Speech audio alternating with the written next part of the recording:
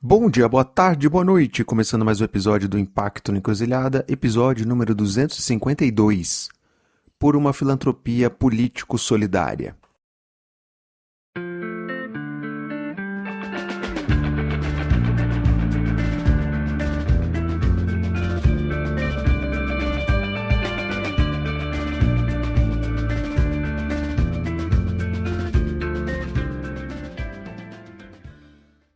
E nesse episódio eu recebi o Albert França, diretor executivo da Pacová, uma organização sediada no povoado de Lagoa Santa, no município de Utinga, região da Chapada Diamantina, na Bahia.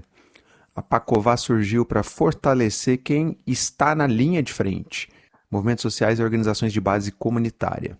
E ao longo do papo, o Albert contou mais sobre as motivações para a criação da Pacová e sobre como a organização atua, quem ela apoia, como que ela consegue recursos e etc.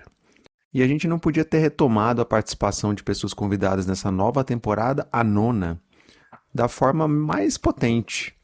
Em detalhe, a gente gravou em pleno carnaval, passando aí, digamos, os carros abre-alas do carnaval, o Albert direto do fervo de Salvador, e eu ainda nos meus últimos dias de Brasília, lembrando, estou me mudando durante o carnaval para São Carlos, no interior de São Paulo.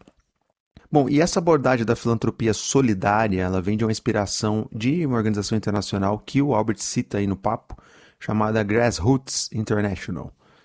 E a Grassroots considera essa abordagem entendendo algo como filantropia solidária, algo como a justiça é construída por meio de relacionamentos profundos e de confiança com aqueles mais afetados pela desigualdade. Quando os doadores ouvem, seguem a liderança dos movimentos e compartilham recursos com coragem e humildade, se entende que aí sim se fortalece os alicerces de uma democracia multirracial que atende a todo mundo. Potente, né? O Albert contou um pouco mais dessa abordagem ao longo do papo. Bom, e se você gosta do conteúdo que a gente produz aqui, considere se tornar um apoiador, uma apoiadora do podcast. Junte-se a outras pessoas iluminadas que mantêm esse trabalho de pé. Passa lá no Apoia-se, o link está aí na descrição e veja como é fácil colaborar. Também você pode colaborar, fortalecer esse trabalho por meio do Pix, que é o e-mail fabio.deboni@gmail.com. Lembro também da Baru Inovação Social, a minha consultoria, lojinha está aberta e tem trabalhos super legais já acontecendo. Quer saber mais? Vem trocar uma ideia com a gente. Então é isso. Vem conosco, nona temporada já rolando e a gente termina 2026 já na marca dos episódios do número 300. Quem diria, hein? Então, sem mais delongas, partiu pro papo.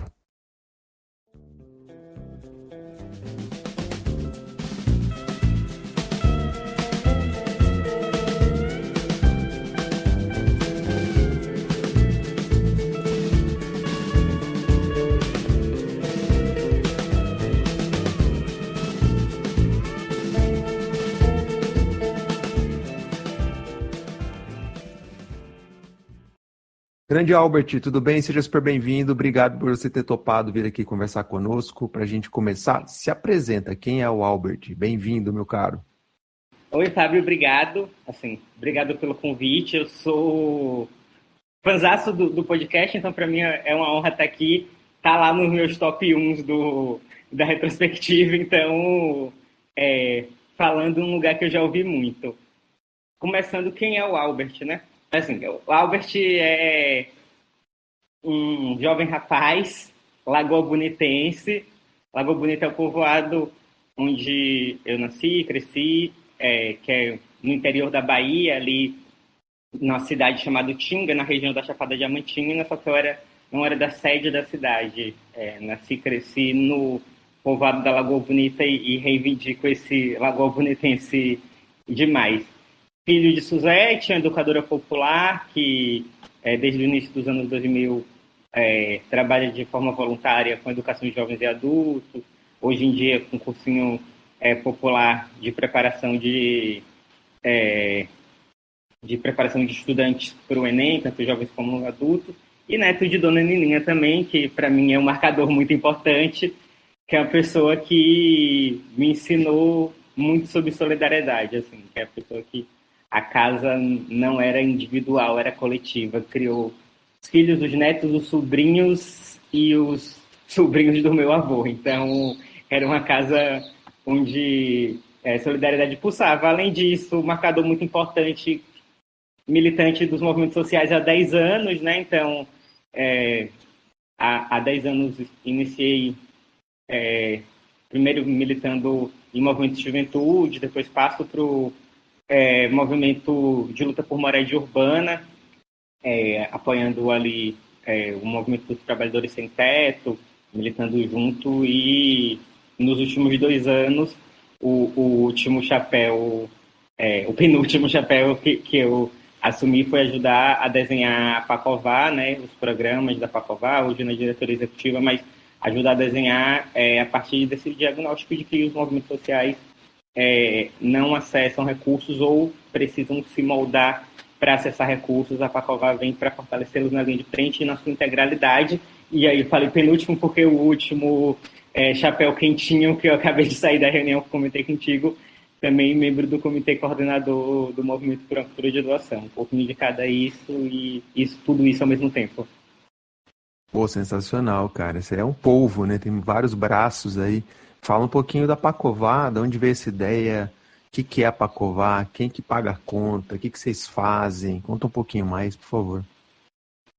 Massa. Não, Fábio, a Pacová, ela é uma organização que nasce no finalzinho de 2023 com um objetivo concreto, assim. Ela tem uma missão muito específica, que é fortalecer as organizações populares que estão na linha de frente da luta por direitos. E por organizações populares, a gente tem utilizado ela como guarda-chuva para falar de duas formas de organização fundamentais para a defesa de direitos. São os movimentos sociais, na sua integralidade, esses movimentos feministas, de luta por moradia, de direito à terra, enfim, todos esses formatos de movimentos sociais que a gente já conhece, estruturados nacionalmente ou territorializados, e as organizações de base comunitária também, porque a gente vê um entrelace muito entre as organizações de base comunitária e os movimentos sociais. O movimento social que atua nacionalmente tem sempre a sua base comunitária territorializada e só existe por causa disso.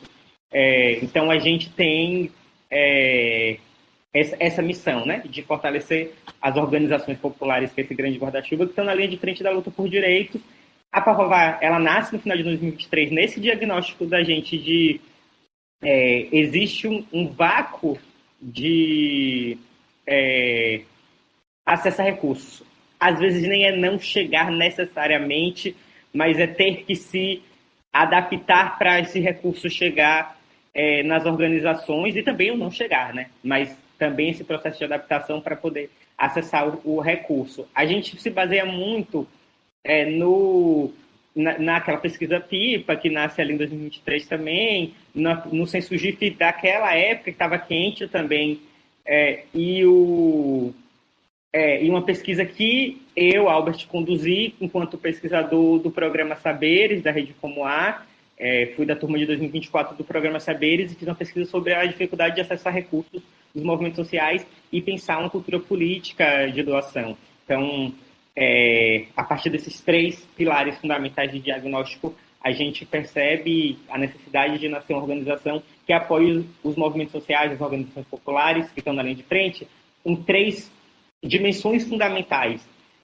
O apoio técnico, político, então é um apoio que a gente trabalha ali, que foi o pilar do nascimento da Pacová, um apoio técnico-político, que é apoiar as organizações do ponto de vista de essa parte mais de DI, só que pensando o DI não como um processo tecnicista, tecnocrata, mas um processo pensado no que a organização precisa para estar integralmente na luta. Então, a gente trabalha num processo de proposição e não imposição do que é esse apoio técnico junto à organização, que faz sentido naquele momento para aquilo.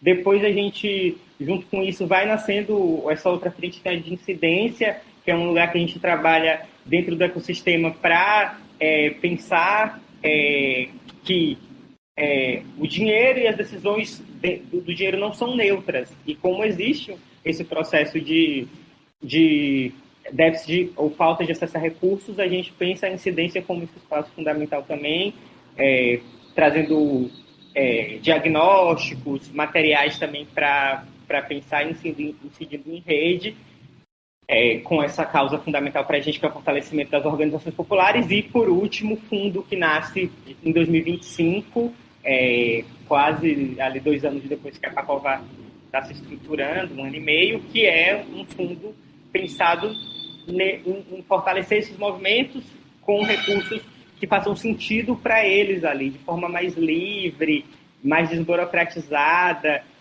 pensado também em um processo de... A gente não chama de projeto, né? Quando a gente abre uma chamada, a gente chama de chamada de propostas, porque qual é a proposta para organizar, para reorganizar, para fortalecer aquela organização? Eu gosto de dar alguns exemplos. Um dos exemplos que eu gosto muito de apoios que a gente deu foi para uma organização de base de uma região de Salvador chamada Cajazeiras, uma das maiores periferias urbanas da América Latina, e Cajazeiras é enorme, tem uma rede de mulheres lá, só que a rede de mulheres estava desestruturada, assim, elas não estavam conseguindo mais se reunir, e dentro das propostas que chegaram, a gente falou, qual que a gente vai apoiar? E a gente chegou na síntese que vamos apoiar que está desestruturada, porque o nosso apoio vai ter um papel fundamental no processo de reorganização dessa organização.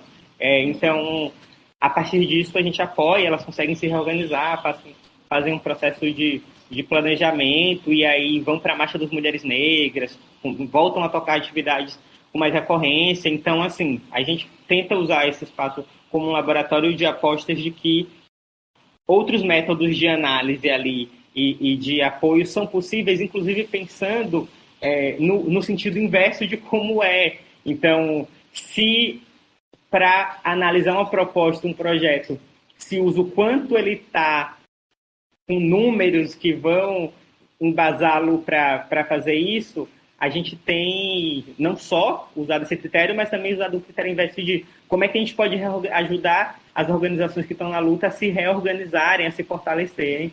Então, a Pacová trabalha nessas 3 frentes fundamentais. A gente trabalha com alguns parceiros estratégicos nesse sentido. O MCD, querendo fortalecer esse processo de pensar a cultura de doação, e que doar é um ato político. A gente trabalha também muito em parceria com o pessoal da Comuar, muito por eu ter vindo também do programa Saberes, tem esse processo fundamental de relacionamento, a plataforma dos movimentos sociais para o novo sistema político, a plataforma Miroski, e os movimentos sociais que são nossos parceiros diários, e a gente é apoiado por alguns atores do campo que acreditam nesse processo de fortalecer, de incidir, de acompanhar ombro a ombro os movimentos sociais, que é o caso da BenTV Diversidade, que é uma das nossas apoiadoras, o Instituto ACP, que apoiou a nossa última pesquisa, enfim, o Fundo Faróis, que é uma iniciativa da Dani Saraiva de apoio também. O Fundo Brasil apoiou a gente no nosso DI, estamos aí junto com o Armani, que topou ser o nosso parceiro nesse processo de DI. Então, muitos bons parceiros, temos caminhado com muita gente boa. Deixando o dia respirar, noite cair,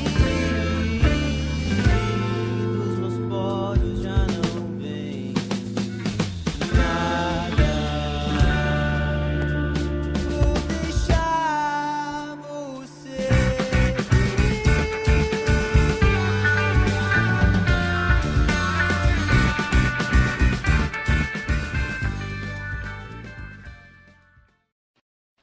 Cara. E como é que paga a conta? Como é que vocês se sustentam financeiramente? A Pacová é uma organização da sociedade civil, correto? Fábio, a gente tem dado uma priorizada nesse início no que a gente faz na ponta, assim, no que a gente faz, e a ponta a gente está falando dos movimentos.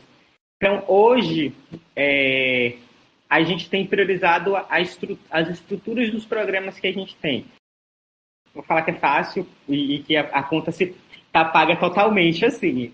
Vou falar que a gente está conseguindo dar os apoios, e aí, a partir disso, a gente tem tentado ter pelo menos uma pessoa que tenha ao menos uma ajuda de custo focada nos apoios. Quando a gente tem a elaboração de um projeto ali de incidência, algo assim, a gente coloca uma pessoa destacada para receber uma ajuda de custo para tocar aquilo. Então, difícil falar, porque basicamente a gente não se paga porque não tem mesmo como se pagar hoje. Então a gente vem também apostando muito no trabalho voluntário de parceiros nessa parte mais técnica. Então, a parte de apoio técnico a gente faz um processo de mobilização de voluntários, faz um processo de formação com eles para entender esse espaço que a gente atua e também a intenção política que a gente atua, e vamos apostando nisso, no processo da mobilização de voluntários que estão alinhados com o que a gente acredita. De algum jeito, algumas pessoas que fiquem mais destacadas vão ter que pagar as contas em alguma medida, então a gente vai destacando nas coisas que estão apoiadas financeiramente em curso.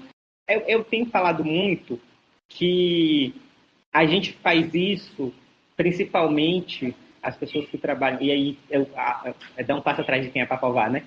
A Pacová é a equipe que está comigo, então sou eu, é o Matheus, é a Lavinha, é a Tiffany, é o Davi, a Ana, são as pessoas que acreditam que fortalecer os movimentos sociais, as organizações populares, é fortalecer esse processo de arrancada de direitos. E a gente acredita que os direitos são arrancados, são conquistados arrancando e não sendo dados. Então, são as pessoas que acreditam que nós não somos um movimento social, nós somos uma organização que está trabalhando para fortalecer os movimentos sociais. Então, a gente acredita muito que fortalecer os movimentos sociais fortalece a nossa vida, a vida dos nossos, a vida de todo mundo. Então, a gente acha que a gente tem trabalhado muito com a crença, e eu acho que isso nos motiva um pouco também, apesar que a gente quer, sim, pagar todas as contas em dia certinho.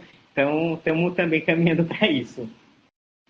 Não quer, né? Acho que isso é a luta de todo mundo que está no setor. Genial o trabalho de vocês. E vocês trabalham com o conceito de filantropia solidária.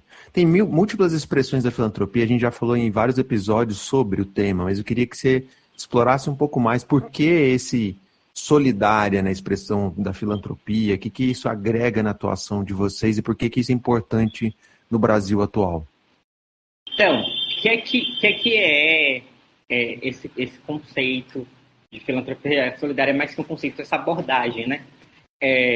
Quando a gente passa a trabalhar com apoios, a gente sabe que isso é um trabalho de filantropia, o apoio direto às organizações é um trabalho de filantropia. E aí a gente vai procurar o conceito e fazer esse benchmark, essa busca ativa, né, de onde tem se falado o que a gente tem também falado.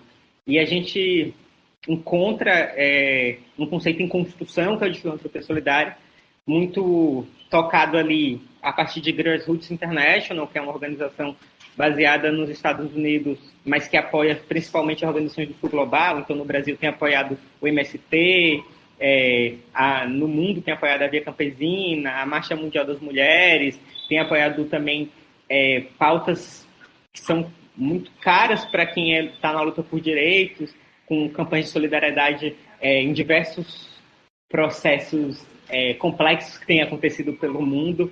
Então, Grassroots trabalha com solidariedade e vem trazendo uma ideia de filantropia solidária. A gente olhou e pensou, isso faz sentido com o que a gente tem feito, né?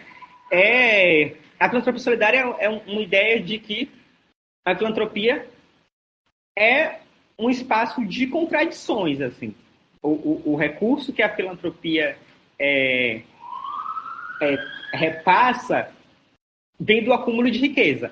Então, é uma contradição por si só, porque é o combate às desigualdades construídas a partir de um acúmulo de riqueza, assim.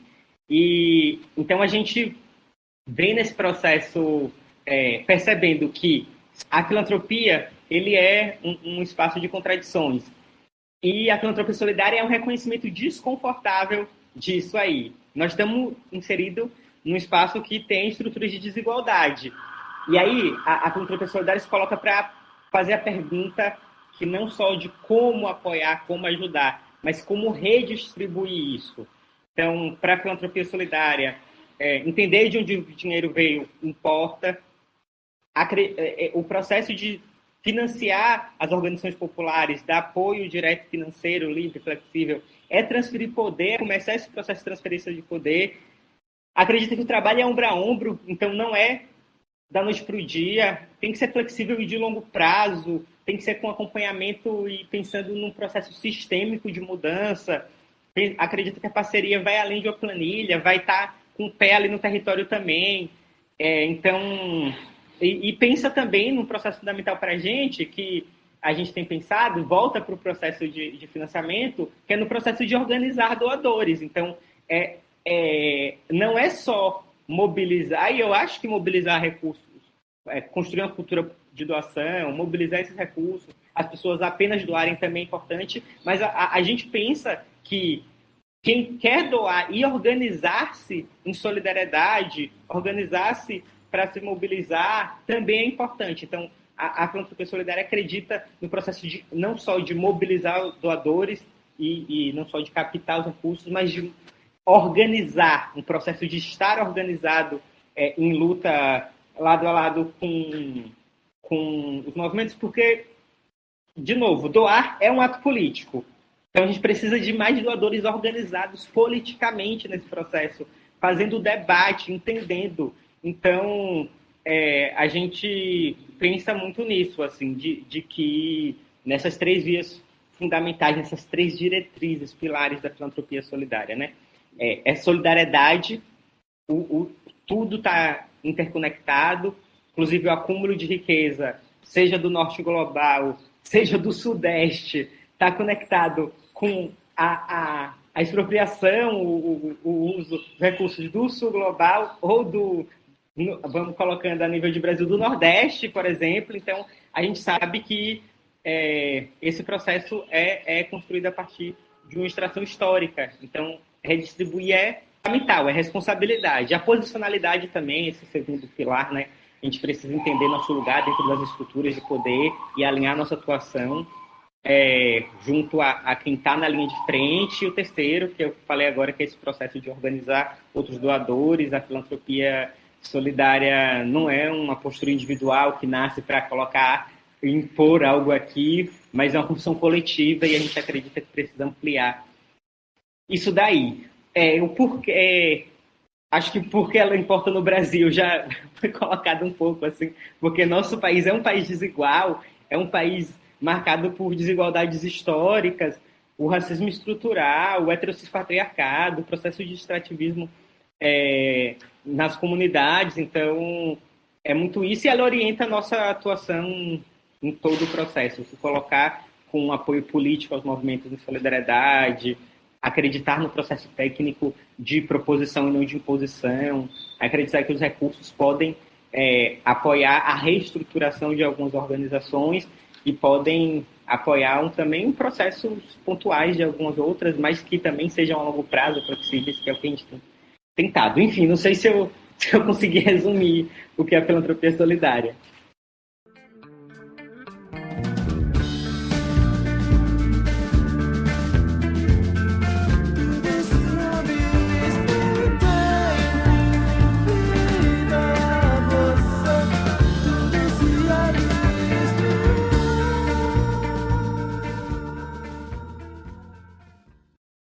Super, explicou super bem, e só destacar que além do nosso Brasil, que tem uma desigualdade escandalosa, existe uma desigualdade também dentro do ecossistema da filantropia, né? Então acho que é legal que vocês também entram um pouco para demarcar esse espaço, trazer essa abordagem, que eu acho que isso é fantástico, cara. Agora, me diz uma coisa, Albert, você falou, nós estamos gravando, você está em Salvador, você atua aí no interior da Bahia, Nordeste e tal, mas a gente sabe que muitas coisas do nosso ecossistema acontecem em São Paulo. Como é que você tem feito essa ponte? Tem que estar lá para ser visto, galgar esses espaços, numa organização que não tem tanto recurso? Como é que tem sido? Conta um pouco mais para a gente sobre isso. Um parêntese importante é que a Pacová tem atuado desde aqui, né? Então, eu acabei, acho que não falando qual é o local físico da sede da Pacová, que é lá na Lagoa Bonita. Então, a Pacová tem uma base na Lagoa Bonita, mas nossa equipe atua de forma muito difusa e remota, então a gente tem gente em algumas cidades da Bahia, a gente tem a Ana que está lá em Brasília, o Davi que fica Sergipe e Bahia, então a gente tem tentado atuar desde aqui para o processo de apoiar as organizações, e eu falei quais são as organizações, mas não falei nossa prioridade geográfica, né? A gente tem apoiado prioritariamente o Norte e o Nordeste, porque a gente sabe das desigualdades históricas que aprofundam ali, e também algumas organizações das outras regiões do Brasil, porque, por exemplo, a gente apoia a organização no Rio de Janeiro, que está dentro do Sudeste, mas a gente apoia nas periferias urbanas do Rio de Janeiro, porque sabe que ali também é um território marcado pelas desigualdades. Então, a gente tem uma prioridade geográfica Norte e Nordeste, mas a gente sabe também que existem outros, dentro dos locais Sudeste, Sul, Centro-Oeste, todos os lugares têm também diversas desigualdades marcadas. Então, a gente sabe que a gente vai apoiar em todo o Brasil com prioridades para os territórios mais afetados pela desigualdade. E aí, voltando, né, como é atuar desde a Cá, Bahia, Lagoa Bonita, Utinga, Salvador, Nordeste, para fora, a gente é uma escolha política que, ao mesmo tempo, é uma imposição para a gente trabalhar desde aqui, porque, mas assim, continuar aqui é uma escolha política para a gente. Saber que a gente quer estar inserido dentro do ecossistema, fazendo os debates, incidindo, mobilizando recursos, mas estando baseado desde aqui. Eu estava, uma ou 2 semanas atrás, num acampamento do Movimento de Pequenos Agricultores, o MPA, e era um acampamento que estava sofrendo um despejo. A gente foi lá porque o MPA convidou uma série de organizações parceiras, movimentos sociais, mas organizações também que fazem apoio a movimentos, e estava conversando com a companheira do movimento de atingidos por barragem, do MAB. E aí ela tinha perguntado, Albert, você mora muito tempo em Salvador já, né? Não pensa nem mais sair daqui, né? Eu falei, até, enfim, existe um vislumbre, né?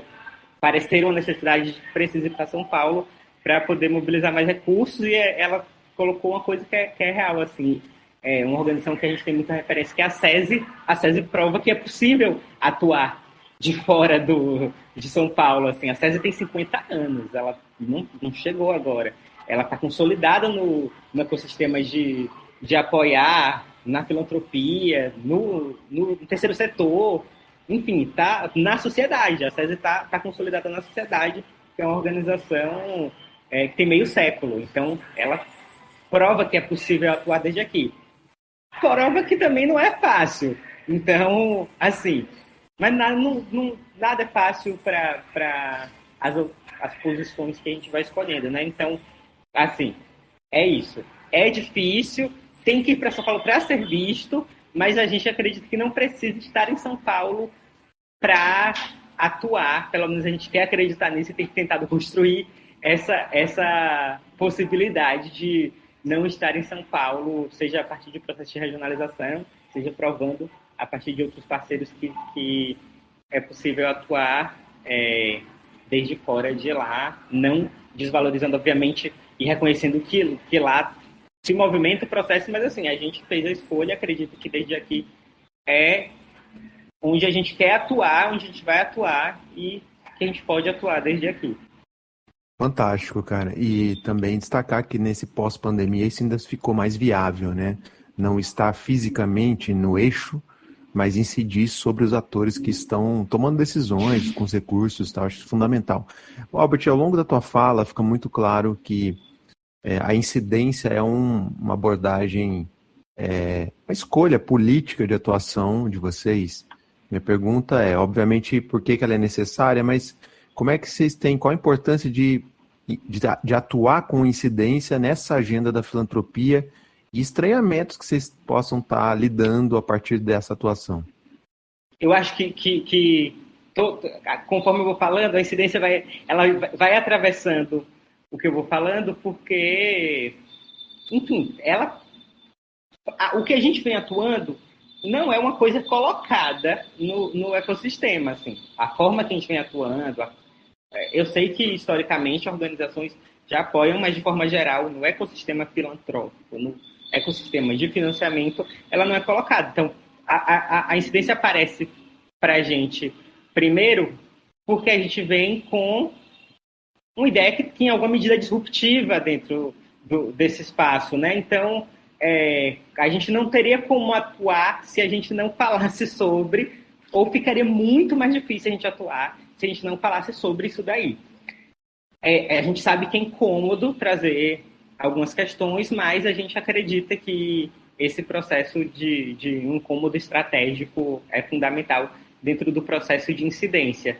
Eu não quero soar e parecer repetitivo, mas a gente acredita principalmente na incidência dentro do ecossistema filantrópico e na importância dela, que a gente sabe que o dinheiro não é neutro, a filantropia não é neutra. E aí, as intencionalidades, elas são em alguma medida, podem ser em alguma medida, intencionalmente enraigadas naquilo dali, ou elas podem ser realmente uma posicionalidade.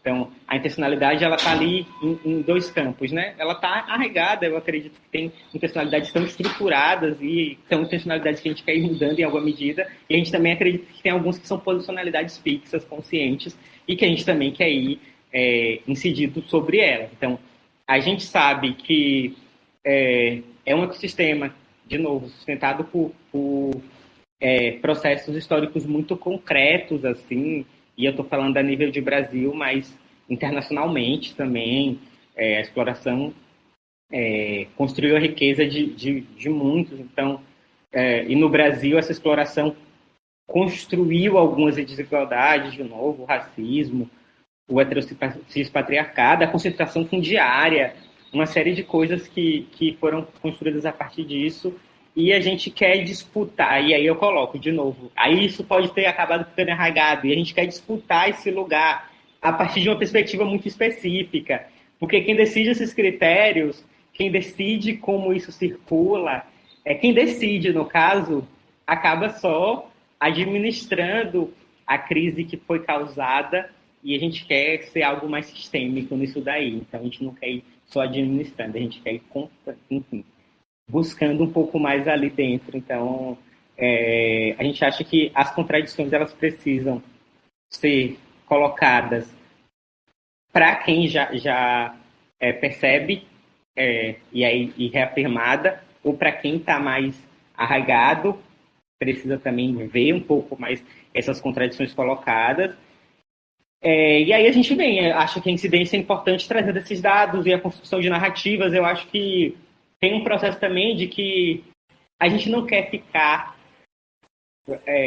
assim, a gente já acredita no que a gente está falando, mas a gente não quer ficar só repetindo sem algo para embasar. Então, a gente quer trazer no processo de incidência a incidência como algo, o processo de construção de narrativas e o processo de construção de dados. Então, a gente quer falar e quer chegar e falar, a gente não está falando só sobre isso aqui, o paper, o relatório, todo esse material, porque a gente acha que esse processo de produção de materiais, e a gente sabe que existe uma série de produções de materiais no campo, então às vezes a gente não vai querer inventar a roda que já está rodando, a gente vai ou contribuir com ela, trazer algo novo, então a gente vai contribuir com ela, ou a gente vai pegar lá mesmo os materiais que já tem e aí ir trabalhando um pouco nesse processo de incidência. Então, ou seja, ou para dar luz ou para convencer, a gente acredita que a incidência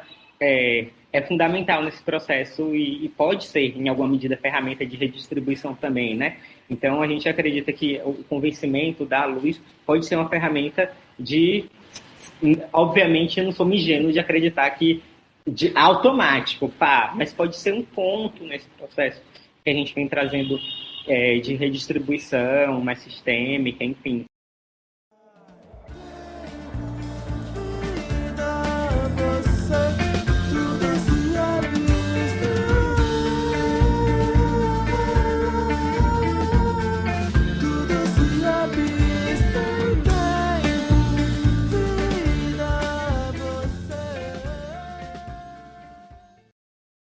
tem 2 materiais fundamentais que a Pacová produziu para processo de incidência, né? Tem o material da minha pesquisa nos saberes, que a gente reivindica junto com essa co-construção, né? Então, ao mesmo tempo que está lá nossa autoria, também foi algo que a Comar apoiou totalmente. A gente sempre faz questão de colocar ali, porque eu estava com apoio financeiro, inclusive da Comar, ali no programa Saberes. E é um material que a gente vem trazendo num processo qualitativo, quais são as dificuldades a partir de uma análise recortada de movimentos sociais de luta por moradia urbana e algumas organizações de base lá do território de Utinga, pensando quais são as principais desigualdades, as dificuldades que elas têm para acessar recursos. E a gente percebe, por exemplo, algo que não estava à luz na gente, que era assim, a gente sabia, mas não estava tão colocado, que era a falta de informações mais nítidas. Então, como é que a gente incide para informações mais nítidas? A gente não sabia que a gente precisava, a gente sabia que precisava incidir para aumentar o volume de recursos, por exemplo. Mas isso é algo fundamental para guiar. A gente precisa de informações mais nítidas, de processos mais simplificados, de uma chamada, talvez, que tem um resumo. Pode colocar o contexto, pode colocar um monte de coisa, acho que vai ter quem leia também, e é fundamental para algumas pessoas entenderem, mas também algo mais simplificado é super importante. Então, dentro disso, e também ele deriva o Guia de Mobilização de Recursos para Movimentos Sociais e de Base Comunitária, que é um outro produto dessa pesquisa, que vem sendo requentado várias vezes. Eu lanço ele ali em 2024, e aí ele vem todo ano, chega um momento que ele vem aparecendo mais, a gente tem ele roda o mundo, então às vezes eu vou fazer um clipping de onde está, e está em vários portais difusos que eu nunca imaginei nem que existia. Então as pessoas baixam e jogam lá, e que bom. A gente não tem como medir exatamente qual é o alcance exato, mas a gente, dentro do que a gente consegue medir, tem mais de 1.000 downloads já, mas isso é o que a gente consegue medir. A gente não sabe por quanto tem de fato o alcance, mas a gente sabe que é um grande alcance.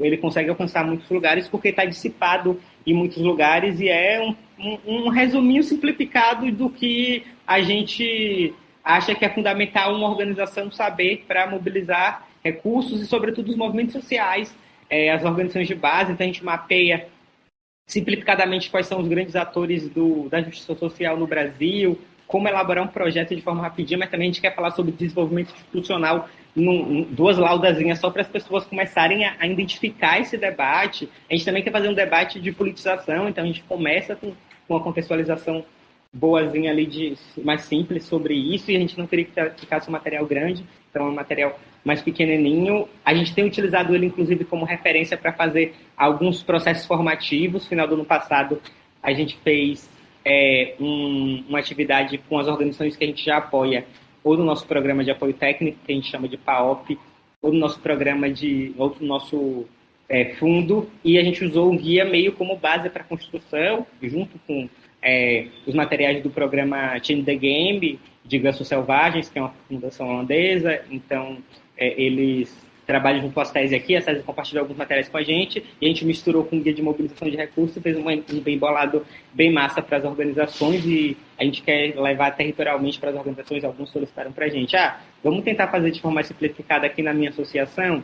A gente não sabe se tem pés para isso ainda, mas a gente quer. Então, vamos construindo. E o último material de incidência, eu falei 2, né? O mais recente foi a pesquisa que o Instituto ACP apoiou, que era sobre a dificuldade de acessar recursos, ou as barreiras ao financiamento, como traz o título, para organizações de comunicação popular. É isso, a gente sabe que existe barreira de acesso a recurso, então a gente não quer ficar girando a roda, inventar a roda que já está girando, mas a gente quer recortar. Então a gente foi procurar ali os movimentos, organizações, coletivos e de comunicação popular, que é essa comunicação que nasce dos territórios, que é essa comunicação que fala sobre desafios dos territórios, mas também sobre potencialidades, que está ligada diretamente aos movimentos sociais, às organizações de base, os pequenos portais locais, mas também os coletivos de comunicação dos movimentos sociais. Então, essa comunicação popular que vem nesse sentido ali,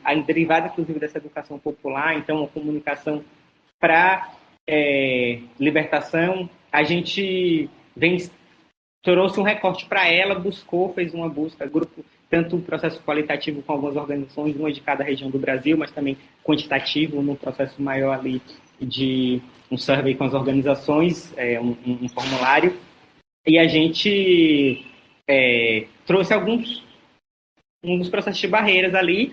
A gente lançou um material e nele a gente traz as barreiras, destrincha um pouco a falta de acesso a CNPJ e solicitar CNPJ nos processos de financiamento de coletivos, por exemplo. É um processo que tem colocado para eles barreiras.